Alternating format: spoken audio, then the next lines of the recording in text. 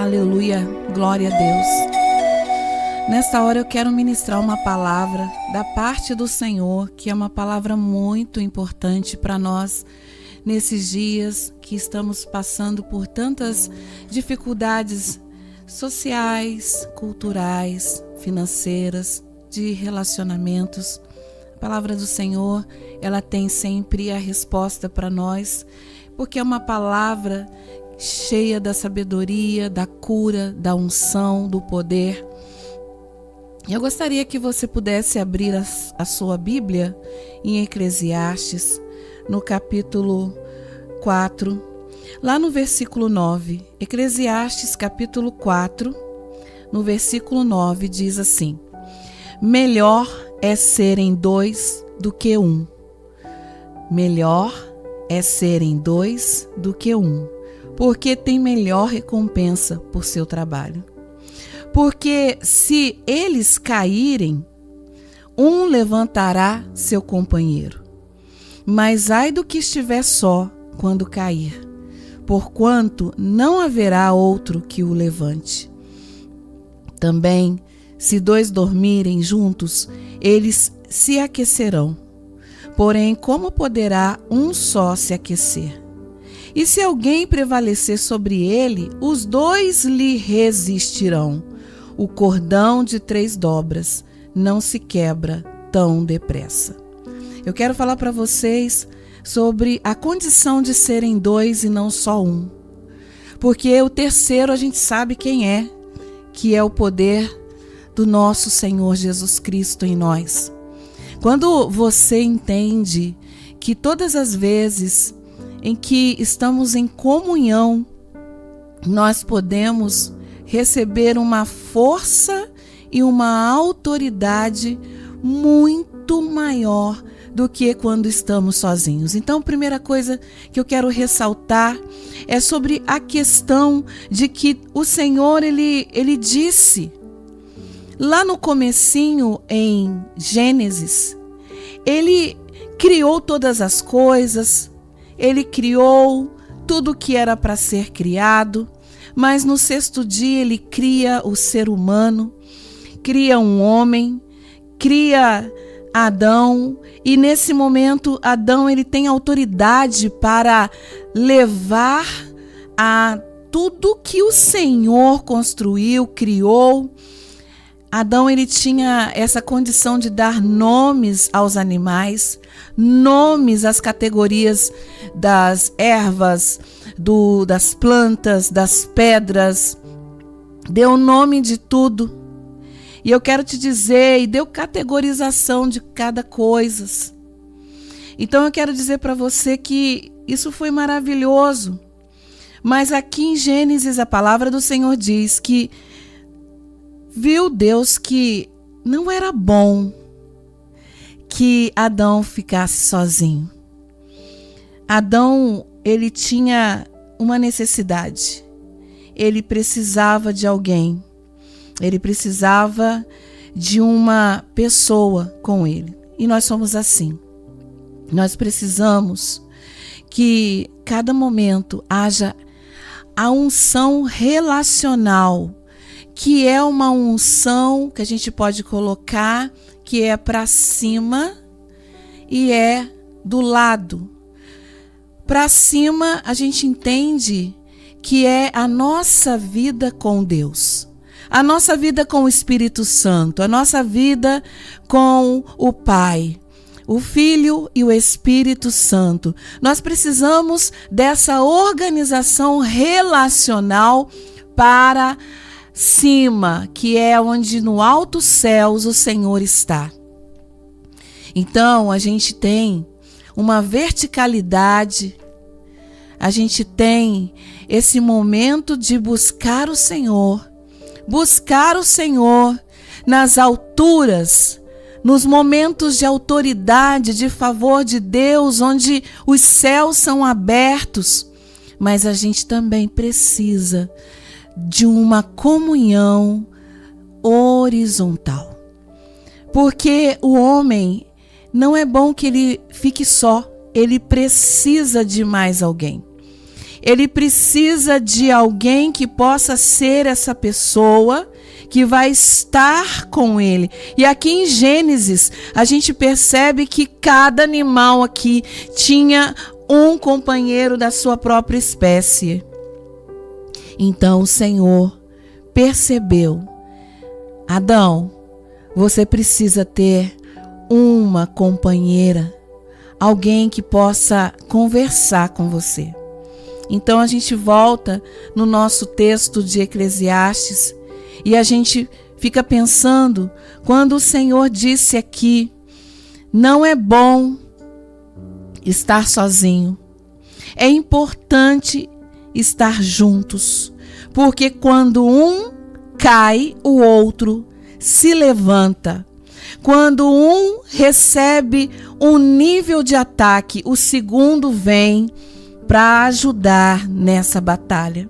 Quando a gente começa a perceber que o Senhor diz: melhor é serem dois do que um, porque tem melhor recompensa por seu trabalho. Porque isso significa que nós somos apenas aquilo que o Senhor nos determinou, mas é andando junto com outro humano é que a gente se torna humano. Para que Jesus pudesse ser humano, ele disse: eu vou à terra e eu vou andar no meio dos humanos. Você parou para pensar que Jesus, para ele ser um homem nessa terra, ele teve que entregar tudo, porque ele sabia que nesse momento ele estava saindo ali daquele lugar altíssimo e descendo à terra. Para quê? Para que ele pudesse ser como um homem. Em Filipenses, no capítulo 2, diz sobre a humildade e a grandeza de Cristo. E aqui diz assim, no versículo 3, que nada seja feito por contenda ou por vanglória, mas com humildade na mente, cada um considere os outros melhores do que si mesmo.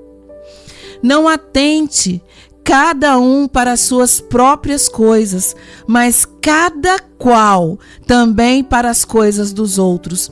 Que haja em vós a mesma mente que houve também em Cristo Jesus, que sendo em forma de Deus, não teve por usurpação ser igual a Deus, mas fez-se sem reputação, tomando uma forma de um servo, fazendo-se semelhante aos homens, e achado na forma de homem, humilhou-se a si mesmo, sendo obediente até a morte, e a morte de cruz.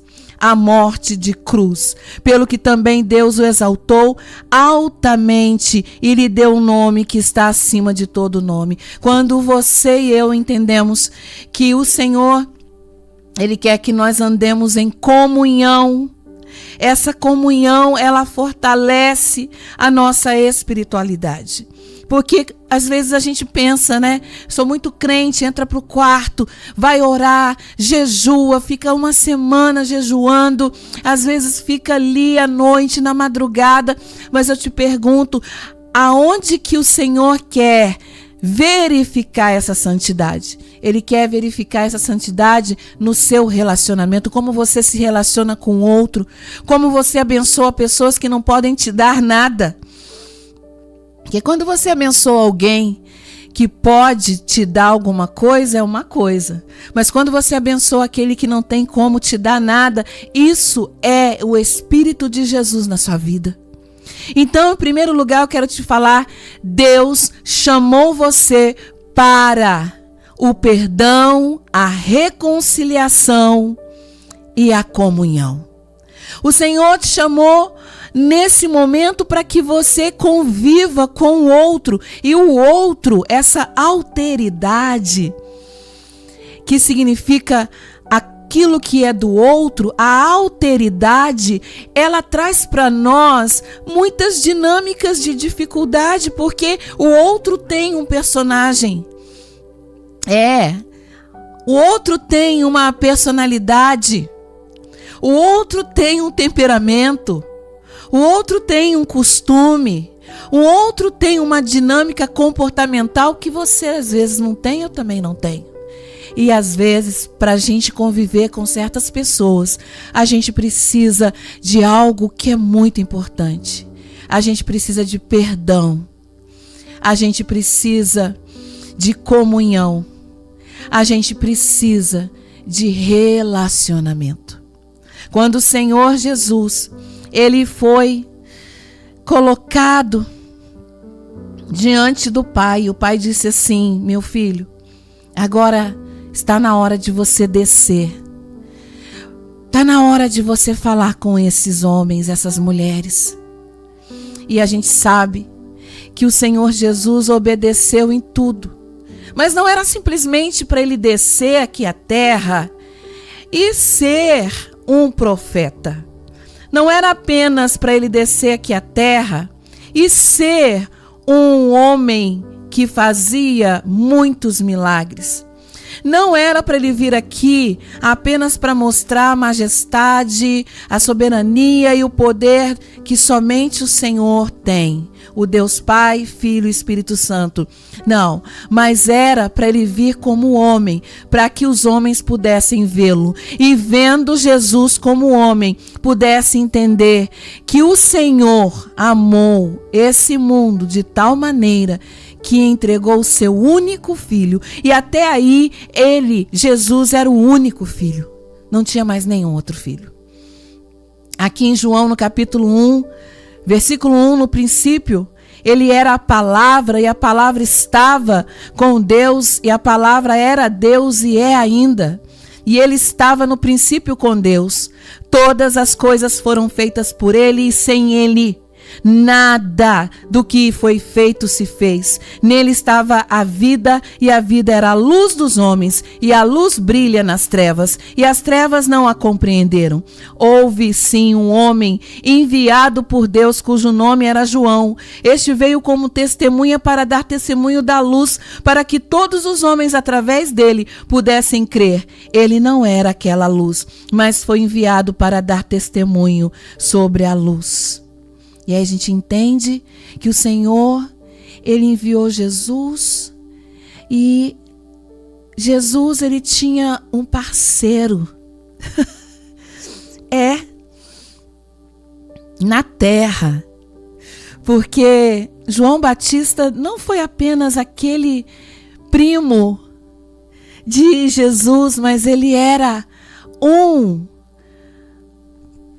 momento de começo da história de Jesus, porque ele preparou o caminho do Senhor. Você imagina um Deus todo-poderoso, filho do poderoso Deus,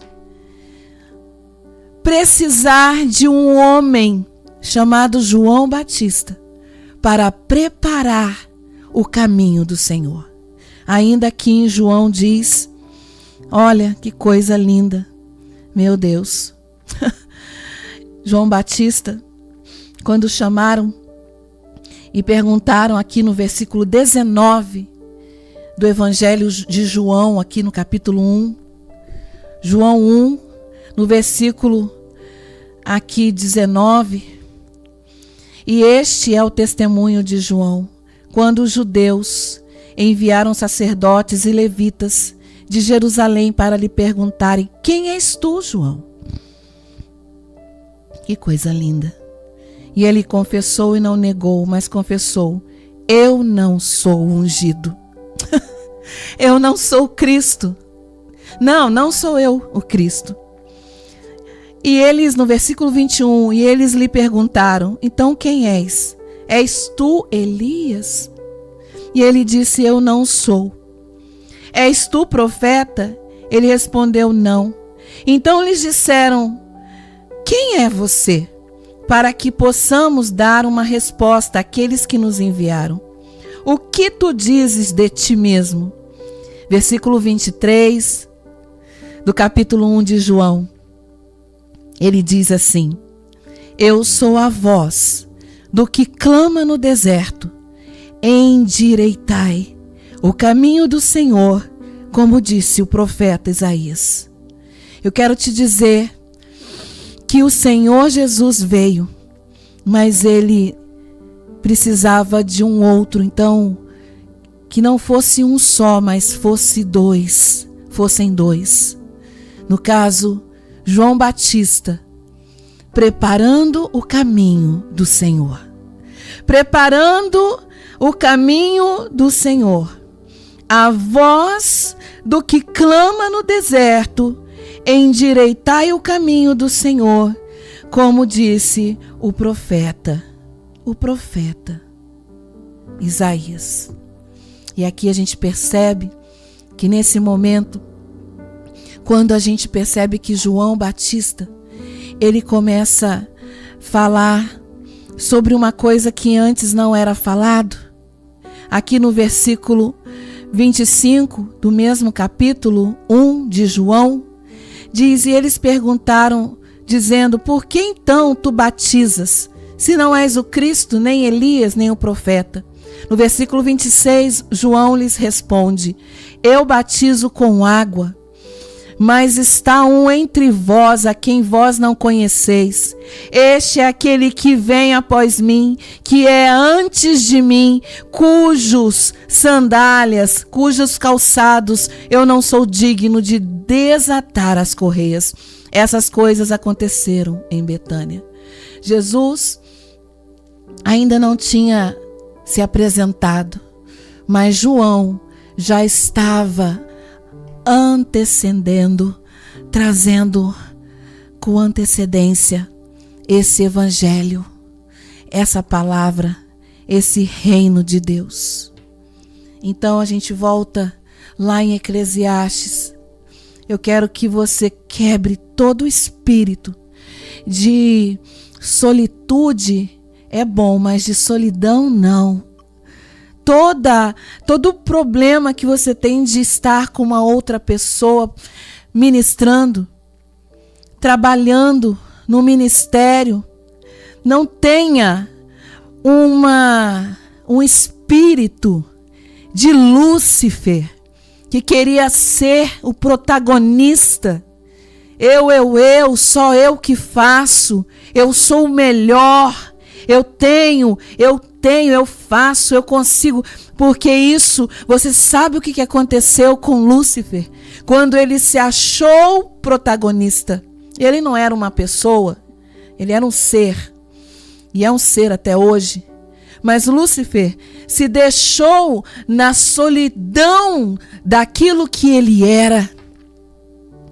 Mas não porque o Pai, o Filho e o Espírito Santo deixaram ele sozinho. Não, porque isso acontece dentro da vivência de Lúcifer. Eu quero te dizer uma coisa: melhor é serem dois do que um, porque tem melhor recompensa por seu trabalho. Ou seja, quando alguém está com você, tem certeza que aquela pessoa, ela vai abrir o seu caminho.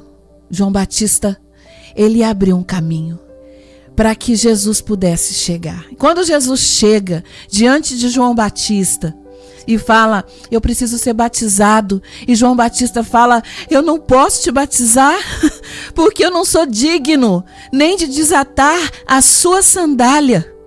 E Jesus fala: deixe por agora, porque eu preciso disso. Faça isso por mim, eu preciso disso. Então, o Deus Todo-Poderoso, Jesus, que veio em carne, e ali em Filipenses, ele se humilhou, se colocando como ser humano, abriu mão dos seus poderes e ficou na dependência da obediência de Cristo, aliás, de Deus, do Pai, e também como Cristo, como ungido. Então eu quero te dizer, não existem nenhum tipo de argumentos, ou não existe argumento que você possa ter para não liberar perdão, para não liberar reconciliação, para não liberar comunhão. Porque a base do que o Senhor tem para nós é o relacionamento. Para cima vertical com Deus e o relacionamento que está aquele que está do seu lado. A verticalidade, a horizontalidade. A pessoa pode fazer milagre, a pessoa pode dar profecia, a pessoa pode dar todos os seus bens para todo mundo, pode tirar a roupa do corpo para dar para alguém. A pessoa, ela pode fazer muita coisa e ter um nome maravilhoso, ser um pastor, ser um líder, ser um ministro, ser alguém que tem uma fama muito grande. Mas se ele não tem um testemunho de relacionamento com a sua família, com os seus amigos, com aqueles que são da igreja, com aqueles que até mesmo não são tão amigos, tem um remédio para isso: orai pelos seus inimigos. Porque a palavra do Senhor em 1 Coríntios, no capítulo 13, diz: o amor é sofredor, o amor é benigno, o amor não é invejoso, o amor não se vangloria, o amor não se envaidece, o amor não se comporta indecentemente, não busca os seus interesses, não se irrita facilmente, não pensa mal, não se regozija com a iniquidade, mas regozija com a verdade, sofre todas as coisas, crê em todas as coisas, espera em todas as coisas, suporta todas as coisas. O amor nunca falha. Mas havendo profecias, elas falharão. Havendo línguas, cessarão. Havendo conhecimento, desaparecerá. Porque em parte conhecemos e em parte profetizamos. Mas quando o que é perfeito vier, então o que é em parte será aniquilada. E a palavra do Senhor diz que, ainda que eu falasse as línguas dos homens e dos anjos e não tivesse amor, eu me tornaria como um bronze ressoante. Ainda que eu tivesse o dom da profecia, entendesse todos os mistérios e todo o conhecimento, e ainda que eu tivesse toda a fé, de tal maneira que eu pudesse remover montes e não tivesse amor, eu nada seria. Então você que está me ouvindo hoje, o princípio foi porque Deus amou o mundo de tal maneira que entregou o seu único filho, para que todo aquele que nele crê não pereça, mas tenha a vida eterna. Pastora Adriana, deixa eu te perguntar, amor é ficar passando a mão na cabeça de alguém? Não. Amor é você suportar a dificuldade do outro e, com amor, você levá-lo à luz.